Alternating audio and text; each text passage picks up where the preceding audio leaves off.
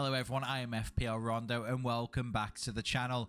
So game week 4 has concluded and it's been a fantastic week for me personally. I've had a fantastic score and we've had a great rank increase. I think we've had about a 1.1 million rise in rank, which is absolutely amazing. So I couldn't be happy with how this week turned out.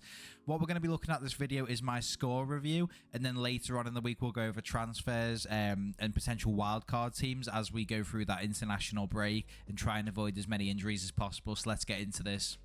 So this is my team for the week. As you can see, 83 points were scored. Overall, it was a great performance from my team.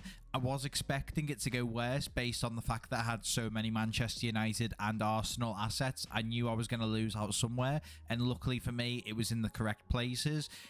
Starting off in goal is the perfect place because we had Onana in that fixture for Manchester United. He did concede 3 goals and get a yellow card, so 0 points there.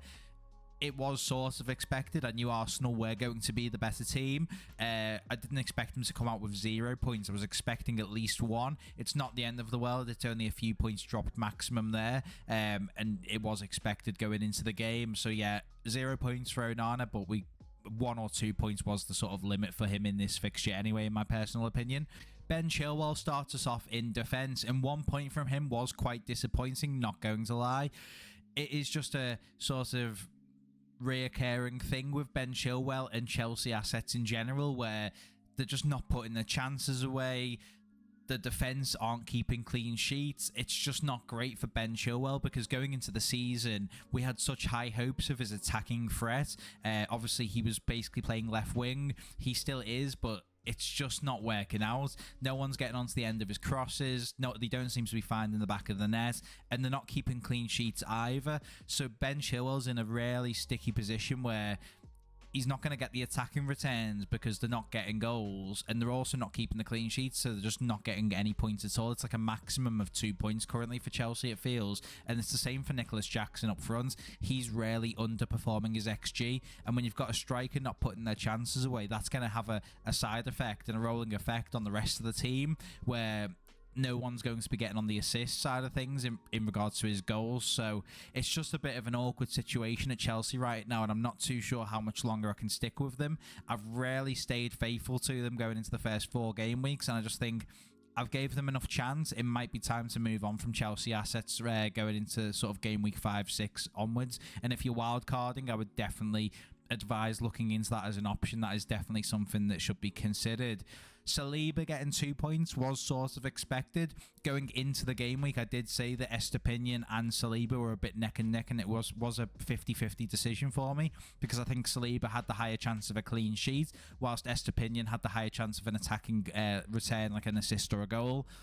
Ended up being 2 points for Saliba and 2 points for Estepinian, so it was perfectly even, and it wouldn't have really made a difference either way, no matter who I chose. So I'm glad I spent those 3 or 4 hours on deadline day trying to work out whether I wanted to play Saliba or Estepinian, because it was not worth it in the end anyway. Udogie getting 5 points was fantastic because they conceded so early on, and I was like, oh, here we go, my new signing doesn't perform again. But then he goes and gets an assist, and got the 5 points there. Obviously got the bonus point, which is fantastic. Great performance from Udogie there. Very happy he is in my team, and Spurs are looking like a team that can get better and better throughout the start of this season, so very happy to have him there in my defence. So the midfield is where it gets really good for my FPL team this week, and as you can see, all 5 of them managed to get an attacking return, which is absolutely unbelievable and all you can ask for in FPL. Eze was the absolute standout for me, just because of how frustrating it has been to own him. From game week 1 I've owned him, and I've had to suffer continuous price drops, blank after blank after blank. So to finally get an attacking return and a goal in this game is absolutely amazing. Couldn't be happier. And obviously it is a bit disappointing that he's now down to 6.3 million instead of his original 6.5, but he still got me the points, and hopefully he can keep this going now because he did look really good towards the end of the game especially, and he could have got an extra goal there as well. Rashford and Odegaard, obviously this goes back to that Manchester United versus Arsenal fixture, which I have talked about quite a lot this week because it has been the most sort of integral part of my team. Both teams lost their clean sheet points, but then Rashford and Ødegaard both got goals for me. So it was the best outcome, really, where I didn't actually lose points, but I gained them, which is great. Both of them getting goals, fantastic. And both of them scored amazing goals from very far out. So, yeah, great to have them in my teams. And it's good to see Rashford getting goals after a lot of people have lost the faith already and sold him. So it was quite nice to see that goal go in, especially when I've held on to him for so long. Saka getting 4 points just from that assist in the very last minute. It is what it is. It's still points, and I can't complain there. And then Mbumo.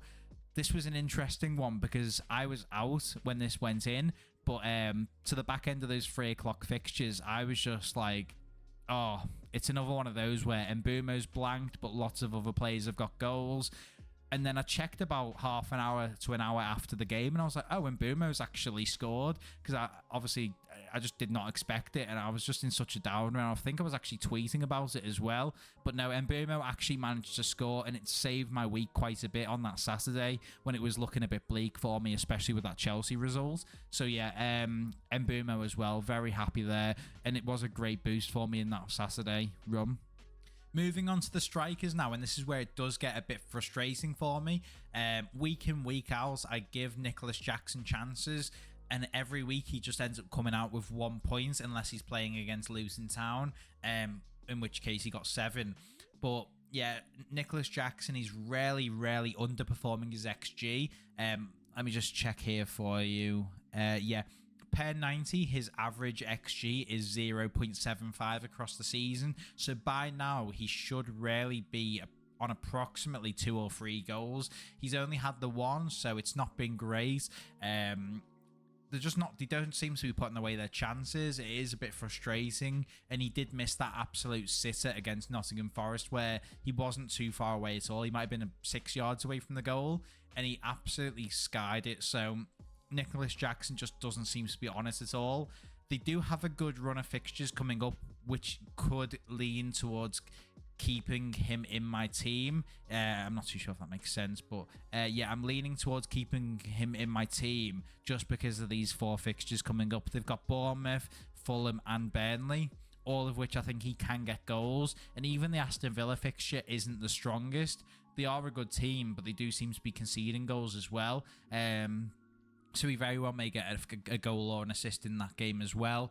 So I think for Jackson owners now, it's worthwhile holding on to him for the next 4 fixtures, seeing how he does. And then when that Arsenal, Brentford, Spurs, Man City run comes up, sell and look elsewhere, especially Chilwell as well. He might be one on that list as well. But yeah, Nicholas Jackson, after game week 8, if he's still not performing, will be on my sell list. Obviously, things might change and I might sell him a bit earlier, but he's just not performing how I would want my 7 million striker to, and it's just not great for FPL. Haaland getting 40 points was fantastic. It's a shame a lot of people had him captained in FPL because it didn't cause that much of a rank gain for myself personally.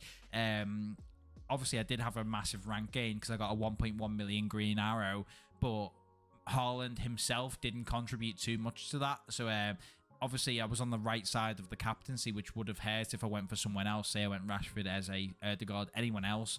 It would have been terrible for me. But yeah, right side of the captaincy decision, which is great, and that's a great positive.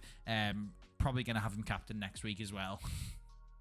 Moving on to the substitutes finally, and Matt Turner is the only place where I was a bit disappointed with points dropped.